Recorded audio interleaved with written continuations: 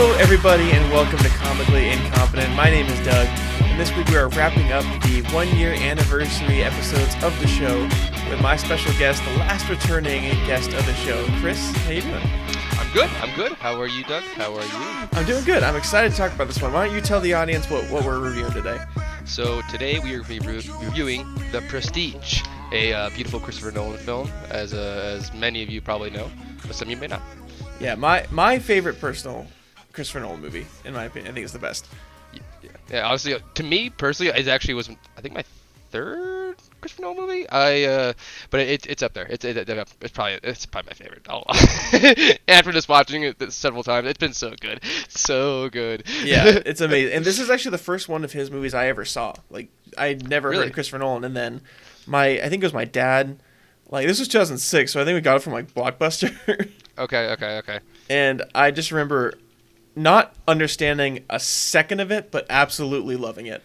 I think we were talking about it earlier. We didn't really talk about it earlier because we don't like to discuss anything before the podcast or whatnot. Yeah. We played some video games, but we do hold on. But one of the things that we kind of leaked out, I guess, is that it's just the one Christopher Nolan movie. I think you said this to me, is that you can watch this, or at least I felt the same way that you said, is you watch this, and at the end of it, you don't feel like, I wouldn't say fried, or like you feel drained, because that's how Christopher Nolan film generally runs. You feel tired afterwards. Yeah. This one is energizing. You're like, why did this happen? Why were like I felt like something was happening, but I need to watch it again. Yeah. To really understand what was going on. Exactly. Before we get too far into it, though, I do want to introduce the beer. So we are doing another Mikkeller Brewing. I think they're the most used brewery on the show at this point because the beer is fantastic and the names work perfectly. So we're doing a beer called Illusion of Sorts by Mikkeller Brewing. So I'll get more into that at the end of the show. But to get started with this movie, I think the way Christopher Nolan works, and anyone who's seen a Christopher Nolan movie knows, it's like outside the Batman trilogy, it's mind fucks. I mean, it's taking everything and just twisting it and turning it till you don't understand it. And then he brings you right back by explaining everything at the end.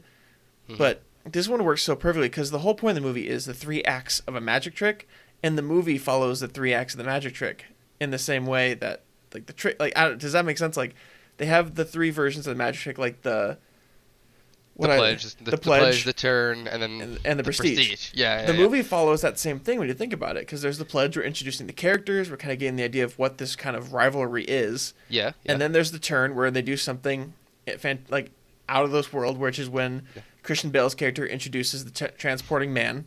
Yep. And then things start to go downhill from there, and then introducing the prestige, where we get what really happened the entire time. And that's what we don't.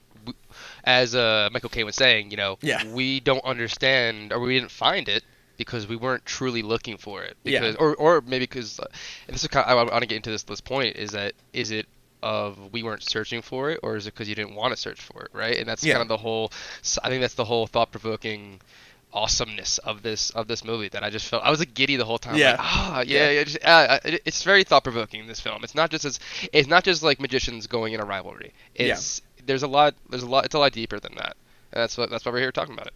Yeah, exactly. So before we get too far into like the plot, though, I want to talk about the insane cast that early Christopher Nolan pulled together. I mean, Michael Caine, which, I mean, obviously Michael Caine's been in all of his movies pretty much, besides like one, I think. Hugh Jackman, amazing. Christian Bale, amazing. Scarlett Johansson, fantastic. Just this cast is just packed with like amazing actors who really, I think, brought this movie to a... Because I think Christopher Nolan, his movies really, now they appeal to a mass audience, but I couldn't imagine 2006 people going to choose to see this movie without a cast like that. Yeah, I mean, it was a huge cast. Like every time I watched on my Amazon Prime or whatnot, and it has X-ray vision, and it shows you like if you just pause it for a second, and it's just like, oh, there's a lot of people in this one particular scene. There's a lot of like high tier actors and actresses.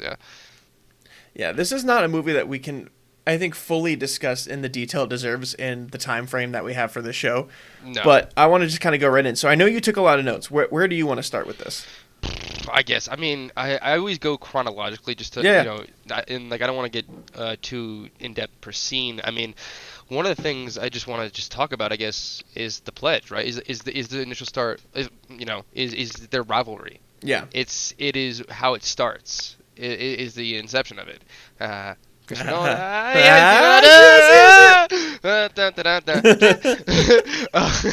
Sorry. That's very interesting because it starts from Bolden tying the Langford knot, which is apparently not a wet knot, in the industry of magic. I mean, I didn't do too much research, but from the movie, that's what they say. I believe it. Yeah. I believe it. And so that's a huge start to their rivalry, right? And Angier never ever hate saying that, but I just said it. He never just forgives Bolden for doing that, even though it was Angier's wife who kind of like not provoked it, but it was a mutual thing between Angier's wife and Bolden. They were like, let's do this. They were very confident in themselves, even though Bolden obviously or Angier was against it, and so was Michael Caine, Cutter's character. Yeah. Which, I mean, that scene is like, it's really intense because the whole point, if you guys haven't seen the movie, I would say definitely watch it and just to understand a little bit more in depth of where we're going with this. But they're doing that trick where she's trapped in the water thing. But yeah, that was definitely because her character and Bolden's character both made the agreement to use the different knot that they felt was stronger, but she could also still get out of. She was confident she can get out of it. Yeah. But yeah, at the end of it, because Hugh Jackman's character, what's his name? Angier? Yeah, Angier. He did because he was supposed to be tying up her legs for the trick. He didn't see their agreement when they he didn't see their agreement, so he had no idea that she had any say in the situation. Yeah, and the only way he'll ever know is through Bolden telling him. And he doesn't. He through, and you can tell if you watch the movie, he'll never trust Bolden, even if he tells him the flat out truth and. Throughout the whole movie, which is another point I want to get to, it's not really a point, but it's really interesting, is that a lot of times Bolden's character goes over that the half of him cannot remember if he did the Langford knot, or the other knot, and it's reiterated many times throughout the movie that half of him can't remember it, and it's very interesting that only half of it later plays into the rest of the movie, and you're like, okay, it's very interesting, and. Because you tell maybe he wants to tell the truth and he can or he can't. Yeah. But like I said, Angier will never trust him, and that just sets off the whole rivalry and the whole tank debacle. I mean the tank is very symbolic of the rivalry. Yeah, because in classic Christopher Nolan, we start off with the end of the movie. Yep. And we see have no idea what's going on. Yeah, we have no idea. It opens up on a scene where Angier is trapped and dying and drowning as Bolden's trying to get him out, and you don't know what's happening. And then all of a sudden it cuts to the beginning, and you're like, "What am I supposed to be watching here?" Yeah. I think it's Cutter's monologue over now, right? Yeah, and also in Christopher Nolan fashion. And then we kind of jump to the middle where they have each other's.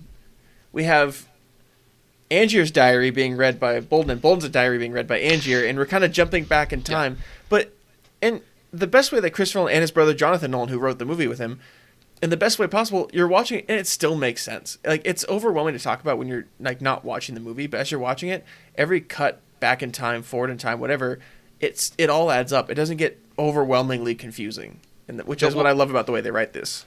Well, yeah, and that's the beauty. That's the art of the film, is that it seems to just let every scene sees to fold into each other a nice layer or whatnot, and it's very.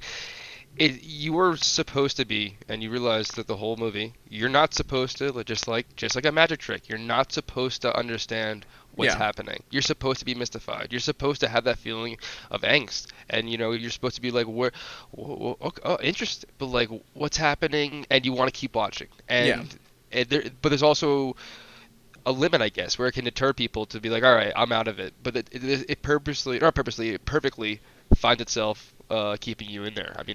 At least for me, myself. Yeah, and we'll get to the twist at the end about Bolden's character, but there's the way when you watch the second time, you know what it is about his character. They do such quick cuts to a point where it's just enough you kind of notice something's off, and it cuts away before your brain can make that last connection between Fallon and Bolden. Yeah. Or what are you saying? Yeah. It makes right when you're kind of thinking wait a second, and that cuts away, and you're and then it just kind of leaves your mind. He brings it. That whoever edited this brought just close enough for your brain to kind of start to make the connection, and then gone, and you're like, okay, you're moving on. Well, this is one of those films I was going back to earlier. It's after you finish it for the first time, you need to watch it a second time. Yeah, definitely. Because there's so many just clues or hints that are just that I hate to say that because it's very maybe cliche, but I think it's beautiful the way it's filmed and the way that Fallon's character is introduced and what happens throughout his their character. I don't as we'll get more into we'll get more into that later on, but it's incredibly beautiful and it's a great art. So okay, so I talked about and introduced the rivalry or whatnot. And I guess the tank or whatnot, and that's how it's symbolic. And I guess what else to you? What was interesting to you in this movie? Like, what is what after we talked about that? Yeah, like, I would kind of go into what I think is probably the only point in this movie that I found a plot hole. So after the rivalry kind of begins, Bolton's character goes and he starts performing, and he's gonna do this bullet catch. Or no, he's gonna do the bullet catch. Yeah, yep. And his wife at the time is like, it's too crazy. Like, you can't do it. How are you gonna like support yourself and the family by trying to do this crazy stunt? And so he goes up, and that's when Hugh Jackman, Angier's character, goes and tries to get revenge for Bolton killing his wife by slipping a bullet into the chamber in disguise and shooting off his Bolton's fingers. The plot hole for me on this, because as well as right after this, Angier is going to perform, and Bolton, to get revenge for losing his fingers, goes up and ruins Angier's trick while he's on stage. Yes. What are the absolute odds of them both being the ones chosen out of massive audiences to then go up and ruin the trick? Because when you look at it, like, I understand they're both in disguise, but how did Fallon not look at Angier and be like, that guy looks familiar, let's not pick him? But he picked him out of a crowd. And how did Bolton's assistant look at Angier's character, not be like, that guy looks suspicious, but they brought him up? Like, that was the only problem to me, but it's still a great way to push the story of, you're starting to see this rivalry, you're starting to see that they're going to stop at nothing. It doesn't matter what part of their lives make them happy, it doesn't matter wherever, they're going to sacrifice everything as long as it means ruining their rival. Yeah, and then as you said, each other, they go to each other's shows, right? Yeah. just to mess with each other, it seems, or to learn each other's tricks. And that was, what the one thing I wanted to talk about was how Bolton kind of seemed to handle the rivalry much better than Angier. Yeah. And that's obviously that's the movie. It's Angier's downfall is that he can't cope with the power of what they eventually get to, and just the rivalry itself. It encompasses his whole life. I mean, obviously it's both of their lives, but as we creep towards the end of the movie, you see that it's Angier takes it to another level, always and always. But in the middle, it's Bolton's kind of maybe poking the bear a little bit, because he tells him that he's not willing to get his hands dirty, right? And that's a huge point that seems to resonate throughout the whole movie, because that changes. Yeah, and I think that scene that he definitely says that at the part where Angier goes to follow Bolton's character, and he sees that now Bolton has a family. He's got a daughter and a wife. Yep. And Angier says, he says lines like, he has what I had. He took it from me. Yeah. And that's when he goes off the deep end, and you start to see he's going to stop at absolutely nothing to figure out the tricks and to become better than Bolton and to ruin Bolton, basically. And that's when we start to see the tipping point for him is when Bolton comes out with his biggest trick, the transporting man. Yeah. And it absolutely throws Angier off the deep end when he cannot figure out how he does it. And that's in like a great scene, because the whole trick is that he goes into a cabinet, comes out the other one, and he can't figure it out. He's like, there's no way it was a double. That's the same man. And even Scarlett Johansson's character reifies by saying both those men that came, one that went in and one that went out, it has to be the same man, because they're both missing fingers, which Angier shot off earlier in the movie. Which we see later what happens with that, but Yeah, we realize why they both have they both have missing fingers. Yeah, right? Yeah. There's both and that's incredible point. And I actually want to go back to, before we just get too crazy, separate from the scenes. Do you remember the fishbowl scene, or them going to the okay. Sorry, what were we gonna say? I was gonna say that's actually a callback to a real person. That whole fishbowl situation. That it was a Chinese magician, right? Or one? Yeah. He's a very I guess in real life, about that same time period, there's a man. It was a white man who his whole thing was that he dressed as an old Chinese man, and that was his whole thing. But he took it in real life to a point of an extreme that he never left his house without being in character. So they didn't know until like after he was either really old or died or retired that this white guy was the old Chinese man the entire time. And so they don't say that, obviously. They cast a Chinese man as the character, but they do reference the fact that he's always in character, no matter what. No matter who's watching, even if no one's watching, he's always in character, which is the theme of a lot of this movie. That's why I wanted to talk about it. That's why I didn't want to. Yeah, that was a huge point. Like that was like I was like watching the whole film. I was like, I remember at one point there's a scene, and it's very important. It's another Christopher Nolan, Jonathan Nolan-esque. They kind of like give you a little tease, and it's right there, right in front of your face. But sorry, I kind of got a little sidetracked. Where are we at right now? What are we? So I think the next big thing I want to talk about is the relationship between Bolden and his wife. Okay. Yes. Because that, to me, the first time you watch it Olivia. So he is in love. The whole point is like she's like, I can tell that there's days where you love me and there's days where you don't. Like she can see. She's like, there's days where you don't love me even though you're saying it. Mm-hmm. And it's so crazy because when you're watching it, you're like, you kind of think he's too in love with his magic, and some days he's in love with the magic, and some days he's in love with her. Until you get to the end, you realize what was happening. But it's like you realize that there's a split life essentially. Yeah, it's such a deep cut with him, and that their relationship is like that's a movie in itself, is their whole marriage. But it's dark and it's intense, and like those scenes between the two of them, as she knows something is wrong, but she can't figure out what. But if you listen to the dialogue's it's almost like, while watching the movie, because it's obviously I watched the movie for multiple times, and watching it again recently, I forgot, it's like, I was like wondering, does she know, actually? Just the way the dialogue's written, but it's just so close, because what she says is just like so on the cusp of the realities of like, what the situation is, but she has no idea. I mean, no one can really understand that. It's it's clones, right? Like, I mean, that's where we're at this point, right? Yeah, so that's pretty much when, at the same time, Angier decides that he's going to go, he thinks he's figured out how Bolton does the trick. So he goes to Colorado Springs to talk to Nikola Tesla to create a machine that can actually transport a human. Did you call him Nikolai? Did I? Yeah. What is it? It's Nikola. Yeah, Nikola. I just had to. My cousin, my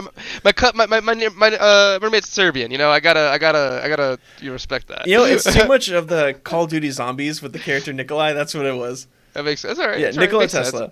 Sense. Okay. And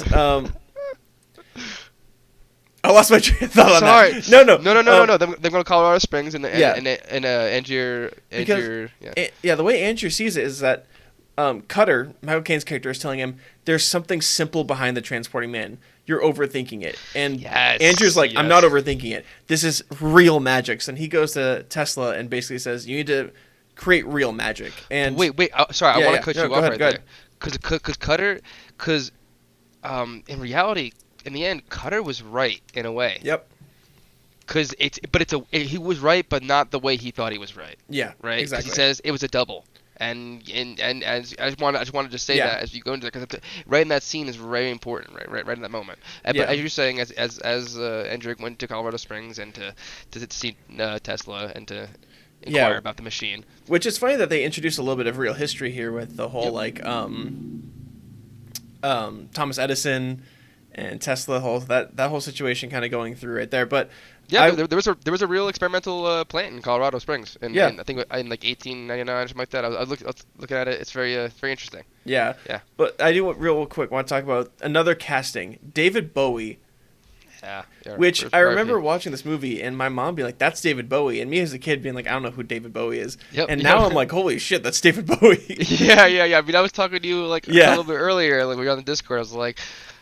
I didn't even actually recognize that was David Bowie. I didn't even like. I'm not too. I see faces. I kind of forget them. But I was like, oh my gosh, that's actually really. It's awesome. I mean, his character of Nikola Tesla was fucking off the charts. Language. Yeah. I mean, and when you see like, because when you think David Bowie, you think of like Labyrinth. Yes. Or something like that, where like when he's got like the lightning bolt makeup on, like you think of his like music career. Oh, he was SpongeBob. Yes, he was. He was SpongeBob. You think of that David Bowie. You don't think of this very like proper, very well like mannered character that he plays in this movie, which is fantastic. I mean, phenomenal actor, David Bowie. So he kills in this movie. But yeah, why don't you go into a little more of like what happens kind of with this relationship?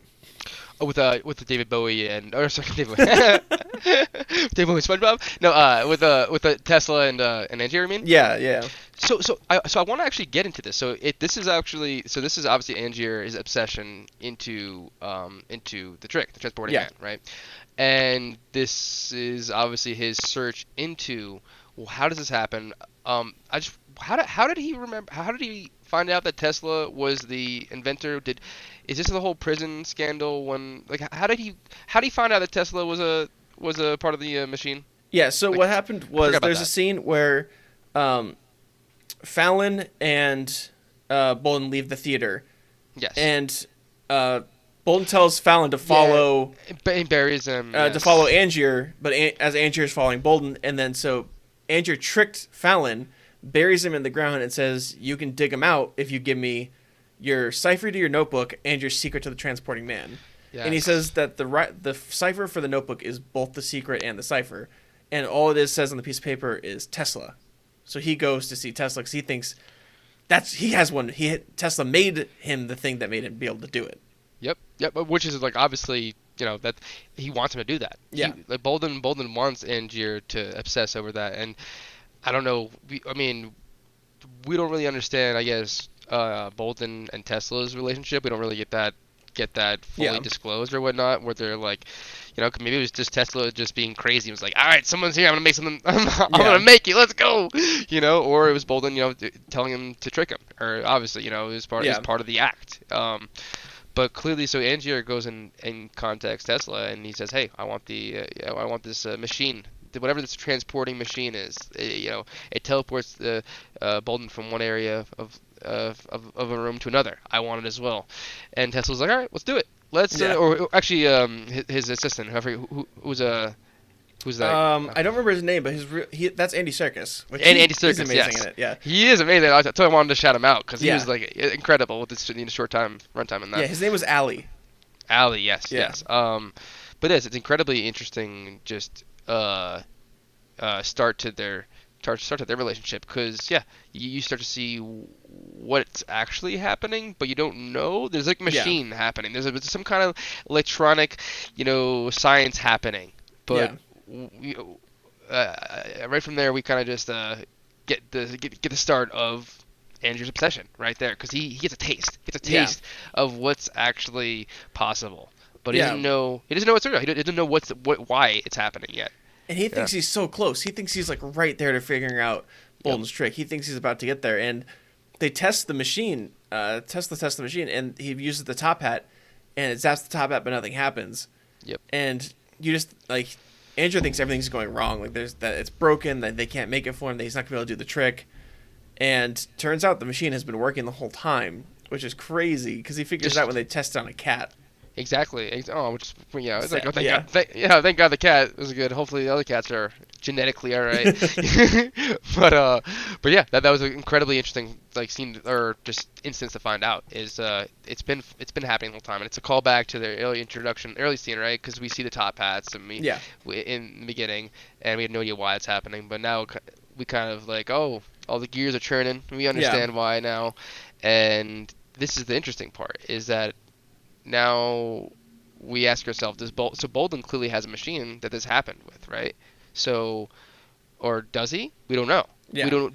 We don't know whether he just kind of led down this road because we don't understand Fallon and Bolden's relationship till pretty much the very end. Yeah. Correct. Yeah. And at this point too, Andrew's come back he went back to London, and he had his own version, not the version with the machine yet, but his version of the transporting man. And then that one, Bolden can't figure out how he's doing it at first. Which is amazing because it's hilarious. Sorry to jump so far ahead. No, you're fine. They get so caught up in each other's not BS, but just the rivalry. Yeah. And that's the whole part of the movie, I guess, right? I mean, that's the whole part of the movie, but that's a whole part of the movie. Is their back and forth of rivalry of them trying to figure out their tricks and whatnot. But what a big part is, so I want to talk about is Root actually. Root is Root seems like a very nonchalant character, but I think there's a lot of depth to him. Wouldn't you say? Yeah, I mean he's extremely important, and especially like at the end of his character's piece in the movie, it's very important to setting off the next chain of events that are going to happen. Mm-hmm. So for the audience, Root is a character. So they're 100% sure that Bolton's using a double. So Michael Caine goes and finds an exact double of Hugh Jackman's character, of Angier, and they start doing the same trick, but swapping the two men. But Root's a drunk jerk. He not a good double, not someone you want to be your double. But he's a drunk jerk, but he's also a drunk power hungry jerk. Yes, and that was what I wanted to steal from Amazon's little fun fact X-ray thing. It's a really good point though. I gotta say, I would never take credit for this one. But in one particular scene, Root boasts about how like he's played Faust and Caesar, and these are actually particular characters that have actually had their own downfall due to their own ambitions. Oh, okay. Which is pretty funny. Yeah, that's a huge play on Angier. Yeah, exactly. But I mean, obviously, you don't understand that. I mean, you're seeing that come into play. But I don't really know too much about Faust and Caesar or whatnot. No, I don't either. So to me, I was like, over my head. But I guess if you had any understanding, it's like, oh, you kind of had a little bit of a hint going into this. You might have known something. Yeah, there's definitely. That's the thing I like about Christopher Nolan is it's almost like breadcrumb trails. Yeah, 100%. And you're kind of picking up little bits here and there, and you're kind of like, okay, you're piecing it together as a movie. And the thing about Root's character, too, is so Bolton finds out they're using a double, and he goes and he gives Root the idea of being power hungry. He gives him the idea of that you have control over Angier. He doesn't have control over you. And that's when he goes, takes the the fall pad out from under Angier when he falls underneath the stage, breaks his leg, and then that's when Root goes up that's when Bolton goes up. He's the one that goes in place of him, goes up on the stage, has Root tied up to the ceiling, right? Well, initially they have a few scenes where Root's actually like he actually it just shows the power of like what someone can do with your copy your face or whatnot, and the audience doesn't know that it's not you. Is that he makes Angier's character I don't know if it's the Great Danton, right? The Great Danton, yeah. Yeah.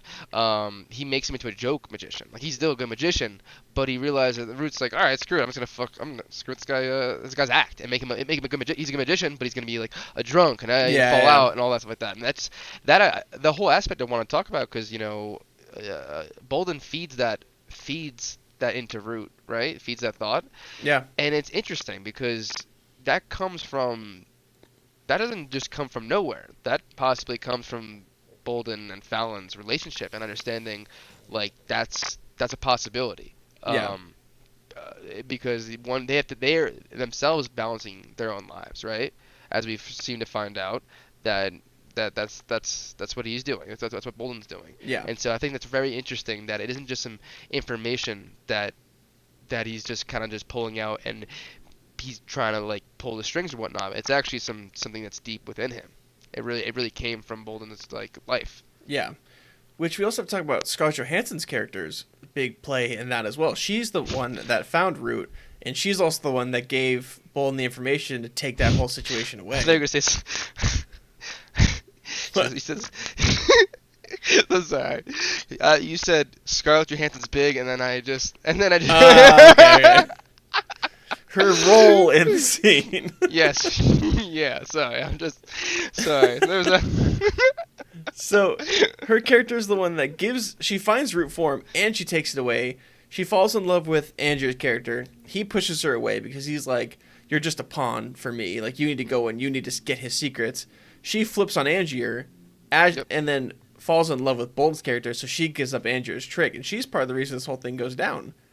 Yeah, she's a small character, but she has a big impact in what her character does throughout the movie. Well, absolutely, because she decided, I guess, at one point that she doesn't want to be a pawn. She wants to be like, which is good for her. Like, you shouldn't be. It's like what Cutter did is that he separated himself when Angier left for America or whatnot later in the movie. And you see that Wait, Olivia is Scarlett Johansson's character, or is Olivia? I'm trying to. I think Olivia was Scarlett Johansson's character, and then I don't remember the name of his wife or Bolton's wife. Sarah. Sarah was Bolton's wife. Okay. I got confused because I think their other baby was supposed to be baby Sarah or whatnot, and I got confused by that. Okay. But yeah, so Olivia is incredibly interesting because she decided right at one point, I'm going to separate myself from this man's crazy ambition towards finding whatever where I forget what trick it was at the time. Yeah. They were going back and forth. Might have been the Invisible Man, but yeah, just whatever trick it was, she could just tell that it was way bigger than she was to him. And that's not something that's good that you want someone to surround yourself with. Yeah. The crazy thing I'm realizing about her character too is that she was like a wrecking ball in this movie. She goes and ruins for a while Andrew's whole career in life, and then she falls in love with Bolton, who's married to Sarah, and she ruins that whole situation as well. Yeah, before just basically being like, you're not human enough, and then basically just leaving.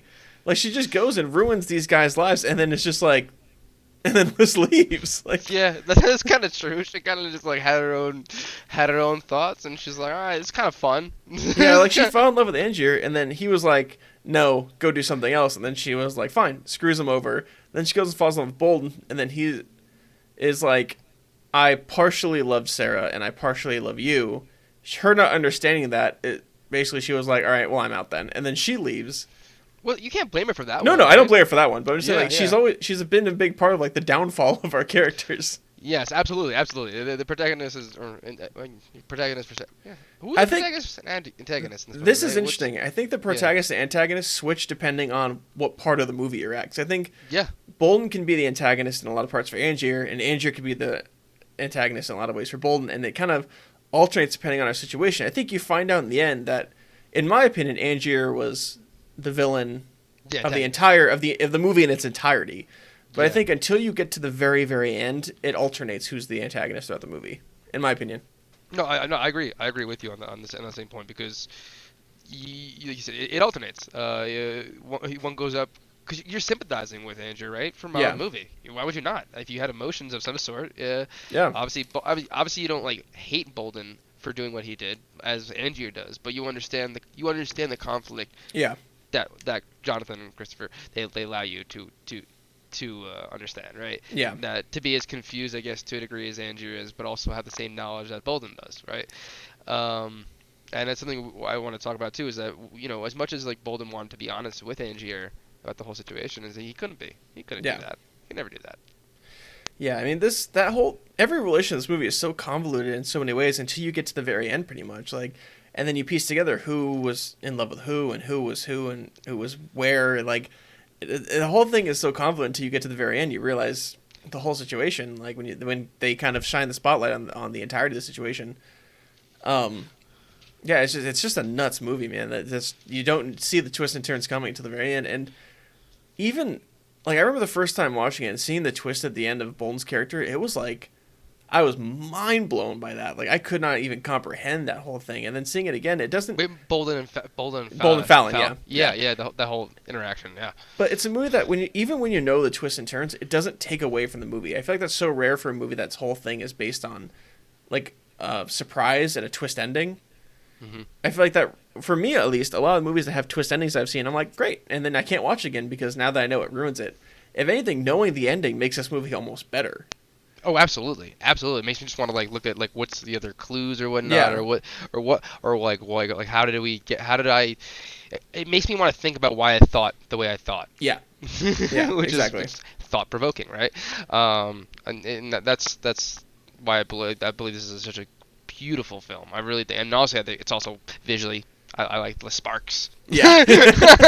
Shiny things, Yeah. I like that. Yeah, it's also a beautiful like period piece. They did a good job of making it like a very nice, believable period piece. Oh, absolutely. Well. It felt a little bit like I can't think of the gosh, never mind. You know what? I'm not gonna say it, guys. Sorry, I couldn't think of the director. Yeah. I do want to say at the exact same time this movie came out. Did you ever see this? It was called The Illusionist. It came out the same year with Edward Norton and Paul Giamatti. It's another same time period, same idea of magic in the 1800s. It's like the exact same movie. It came out at the same time, but this one was amazing and the other one was very okay. So the Illusionist got overshadowed by it. Really? Yeah. Is it pretty much the same, like the same? Like, you know the scene in this movie when Angier's standing in the field with Allie and all the lights come on in the field? Oh yeah. There's a shot exactly like that in The Illusionist where they're standing in a field and all these lights come on. It's like the exact same thing. Made the exact same year, came out the exact same year, and it's just weird. That's funny. Well, looking into this, there's a lot like this film is based off apparently a lot of truth or whatnot. I don't really piece know. Together pieces of other true stories, kind of. Yeah, which is very, like I said, very interesting, and it's all like you were saying earlier. It's very cool how they kind of tie some history into it or whatnot. I'm a history nerdish myself, so I kind of do like how they have like, also out in Colorado myself right now, so it's cool. See some representation. Yeah. But yeah, that's a really interesting part. Let's look at my notes real quick. I want to see if there's one thing I wanted to look at. If you wanted to, what do you want to talk about? Sorry. Yeah. So one thing I did want to point out is that this movie I'm so surprised did not win an Oscar. It was nominated for 2. It was nominated for Best Achievement in Cinematography. If anyone knows, Christopher Nolan used the same cinematographer, Wally Pfister, phenomenal cinematographer, all the way up until, I believe, Interstellar. So every movie until Interstellar, which is pretty insane for the director to use the same cinematographer, Wally Pfister ended up going to direct his own movie called Transcendence, which was not very good. And that's why they separated. But wow. And then it was also nominated for Best Achievement Art Direction, which makes perfect sense. Nathan Crowley and Julie, I can't say her last name, but I'm assuming but yeah, they nailed it. Try it. Corey Crowley? No, so Nathan Crowley and then Julie Ochipinti. Yeah. I'm so sorry I butchered the shit out of that. I'm so sorry, but yeah. I'm sorry I made you do it. They killed in the art direction. I mean, that should have won. I don't know what it was up against, but I think it should have won. Whatever. But yeah, and then I just think the way this movie is so beautifully laid out. Like you said, it jumps around so much. But now, now we get to a point that I think because we're already at almost 40 minutes here. Yeah. We gotta talk about what's the real, I guess, meat and gritty. We were kind of like teasing or whatnot the whole time because, you don't really find out till the very end, right? So we get to a point where all the timelines, we're no longer reading journals. We're caught up, pretty much, except for like one little bit of Bolden in prison. Besides that one aspect of it, now we're caught up on everyone's story. Mm-hmm. And this is when we start to see the big turn. This is when things start to get crazy. And this is when we see that Tesla made it work. They made a machine that it doesn't transport a man, but it makes a copy of a man. It duplicates. Yeah. And that's when Angie goes back to the U.S. Insane. Yeah. It's insane. Absolutely. This is when it gets a little like less of a period piece and more of a sci-fi all of a sudden. Yeah. But this is when they go back to the U.S. Everything is now, or not back in the U.S., back to London. And they start facing off. And this is when, I'm going to jump to, tell me if I jump over anything too big. But this is when Angier says, I'm going to do one last show. He gets Cutter back and says, it's going to do 100 shows. And then we're done. And I'm done. Like, I'm retiring. Yeah. And that's a big moment in this movie. Because that's when it starts to set up the prestige of the movie, basically. The end of the trick. The showing of the final part and the reveal of what's been happening this whole time. Yep. Yeah. Which is essentially, I mean, are we gonna say it? I don't. Yeah. Go ahead. You go into it. Go into it. It's Angier has essentially been, he's been killing himself or his clone the whole time. The whole or whenever he does the trick. Every single time he does the trick, a clone gets locked into the bottom of that little trapdoor, into the water tank, and they die. And that's how the man gets transported out there, which is insane, which is like such a conflicting like thought process, because then you're like, wait, why, or not why, but like, all right, well, Bolden clearly did this, so what's Bolden's situation? And obviously we have Fallon's introduction, and there we have them, we realize Fallon's now Bolden, or Bolden's Fallon, or they're obviously two different people. Yeah, they're twins who have been switching off, and that's why some days he loved Sarah, some days he didn't, because it depends which brother was playing Bolden and which brother was playing Fallon, who was in love with who. Because one of the brothers was in love with, I can't remember, Scarlett Johansson's character, and the other brother was in love with Sarah. And it was just like this insane thing at the same time, because you think that Angier is using a trapdoor for his transporting man trick, but then you realize that he's creating a duplicate of himself, killing one of them on purpose by dropping them into a tank, because you think it was an accident. You think Bolton put the tank underneath the trapdoor. No. Turns out Angier did it. He kills off the clone that's been made, and then he is on the other side of the room, or not. He doesn't even know anymore. He even says, I don't know if I'm the one in the box or if I'm the one coming out.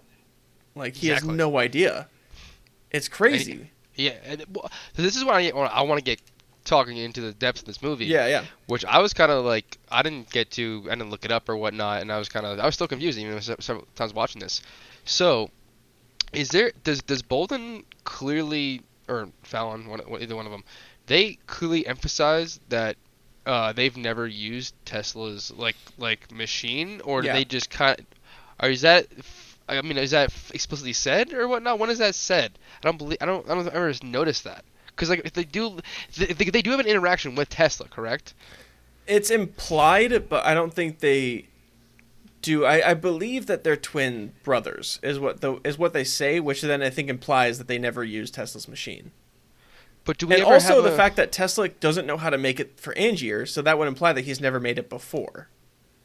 That's true. That is very true. But what I was very confused about throughout the movie is like, what if there was, like, you know, he made a simpler version of the machine, and gave it to Bolton initially, and Bolton did use it, and after, like, it was like a one-time thing for Tesla. Tesla's like, oh shit, I gotta make this again, and he didn't understand how to really to kind of do what he did. But that's where I was kind of thought, like, what if Bolton did this? Is it like, that's why, because they do talk about how they were the same, they had to go through the same struggles or whatnot, right? Like Fallon had to cut off his hand or cut off his fingers. Yeah, he had to match Bolton. But like, I was kind of a little confused about that.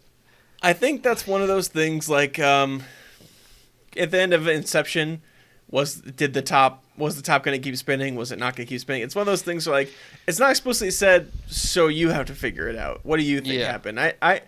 I believe that they never used it. I think they were born twins, that the Tesla thing was on purpose, because we do see the scene where Angier reads to the end of Bolton's diary, and Bolton's like, Angier, I know you have this. I'm the one that basically gave it to you. I had her give it to you. I know you're reading this. So maybe he threw it in just to throw him off, send him out of the country, just to drive him mad and drive him insane. Okay. Maybe he did have some kind of interaction with Tesla, but probably not to that extent.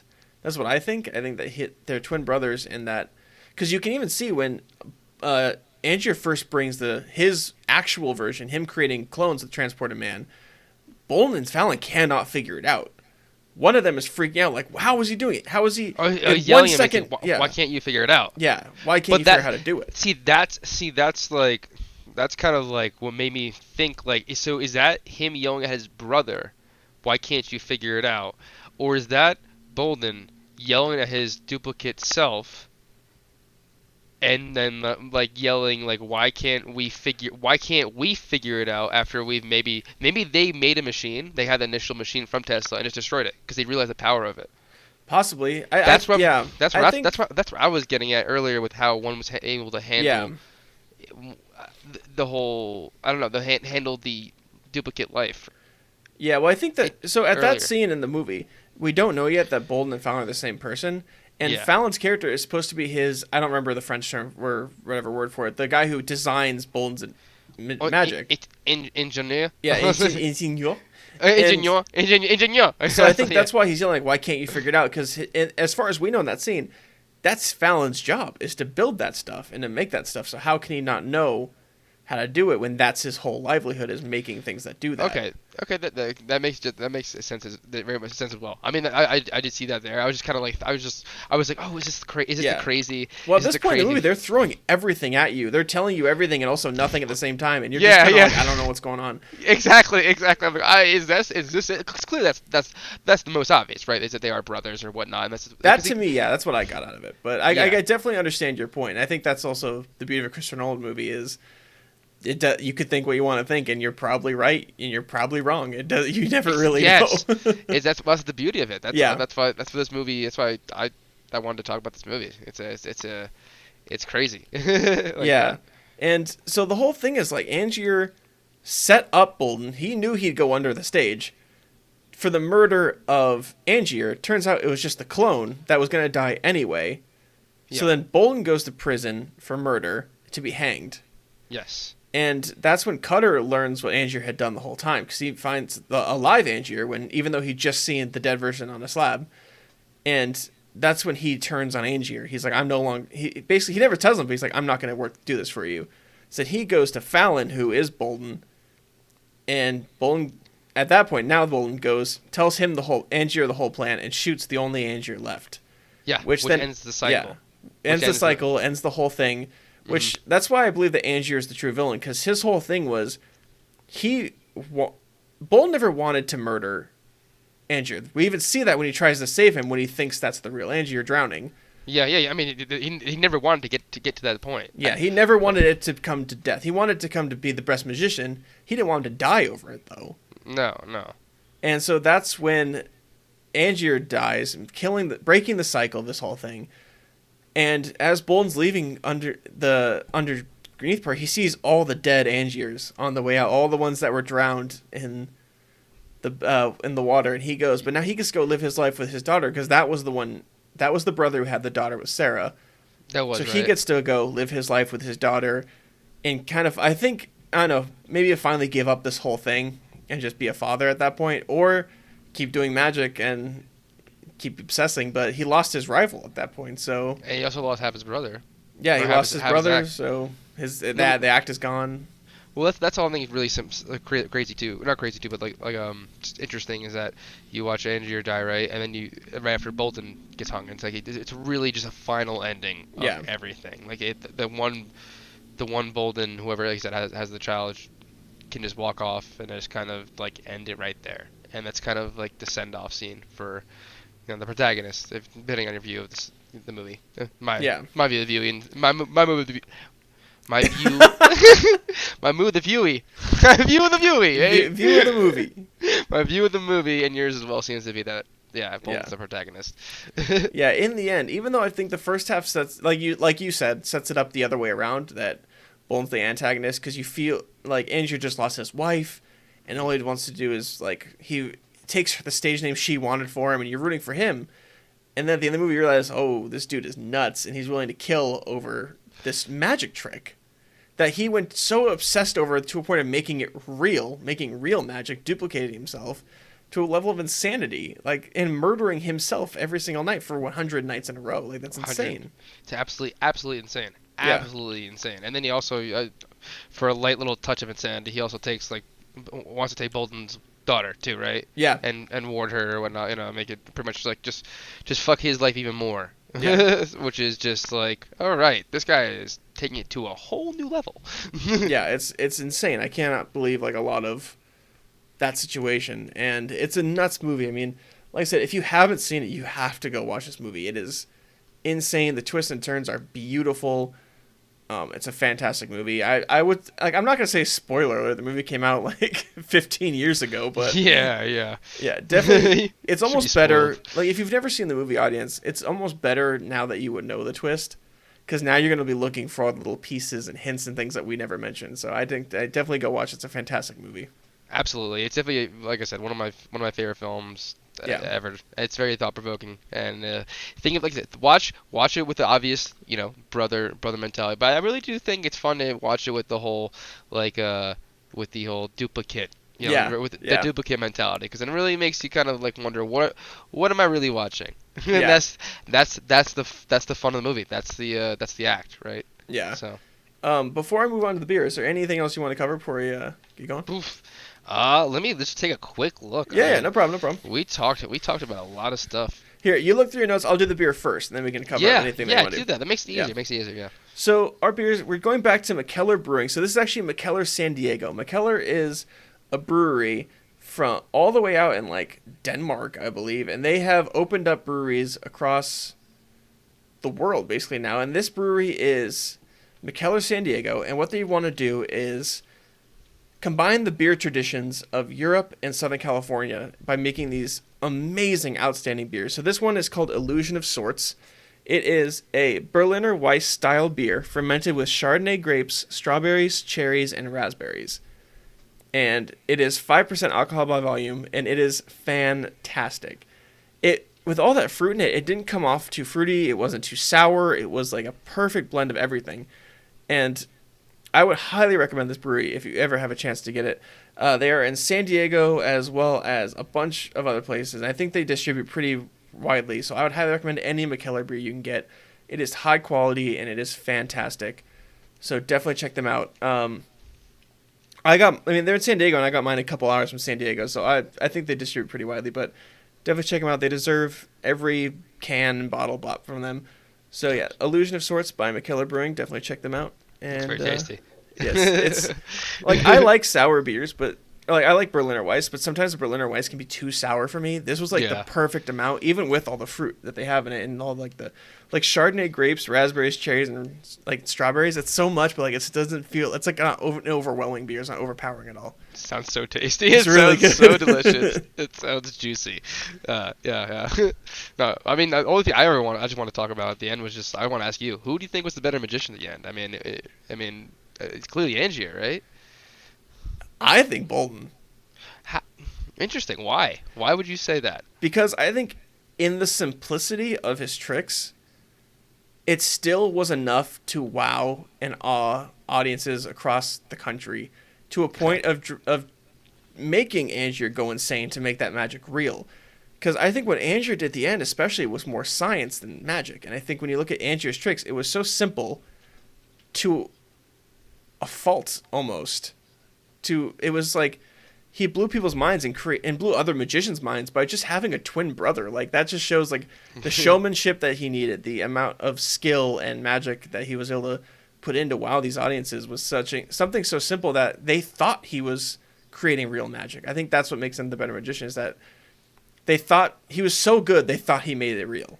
Well, and I guess to your point too as well. I mean, I guess Angier made him a better magician, right? Because he pushed him to do it pretty much. He pushed him to do it by shooting his finger. Yeah. Right, and then that's commitment right there. I mean, they talk about sacrifice, right? That's a huge bit of sacrifice, and then but Angier's sacrifice is something that's way different. Yeah. Why would you say Angier? No, I wouldn't say. I guess when I asked the question, I was gonna more or less say who is a more committed magician. Okay, committed. I'd say Angier as well. Obviously Angier. I mean, now that you made a case, I was thinking when I wrote down the question, I was thinking I don't really know what I was asking myself, but you kind of like answered it for me. I do agree that Bolton definitely is the better magician with true magic. Rather than Angier's simplicity. Yeah. So, yeah, I'm glad that we talked about this movie, man. It's a very interesting movie. I hope we did it justice. We probably didn't, but not because we didn't do a good job. I think we actually did pretty good on it. I gotta say, I'm gonna toot our own horns here and say we did a good job. Well, I'm just saying because the movie is just so intricate. You can just watch it and just like it's just a Christopher Nolan movie. I feel like you can just do the best, reviews or interviews or discussion about it, and it's just like you guys gotta watch the freaking movie. Just watch the movie. Watch the movie. If you haven't seen it, watch the movie. Watch the movie. Yeah, seriously. I couldn't recommend it more. Yeah. Enough. I just full of just terrible just words. That's all right. We'll play some video games after this, and we'll be good to go. Yeah. It's a long day. It's been long. It's so cold. Dude, it's snowing right now. Let me look real quick.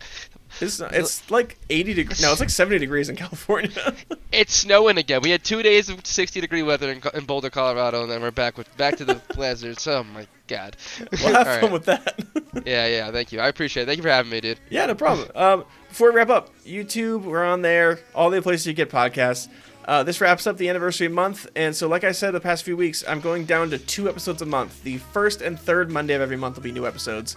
So to start that off right, we're going with Scooby-Doo and Scooby-Doo 2 Monsters Unleashed with our friend Avery. So come check that out. We have a new guest for the first time in a long time, so definitely come check that out. I'm very excited to do those. And then after that, I don't know. We'll figure it out. But yeah, remember, 2 episodes a month starting next month. So the first and third Monday of every month will be new episodes. And check us out wherever you want, Twitter, Instagram, or don't. Do. Whatever makes you happy. Do it. Thank you. Do it. So, thank you, Kris, so much for being here, man. I had a great time talking about this movie with you. Dude, thank you. I appreciate it. Every single time I'm here, it's a pleasure. So I appreciate that. Yeah, thanks. And also, thank you for having me, audience. Awesome. All right. We'll see you guys next week. See you. Bye.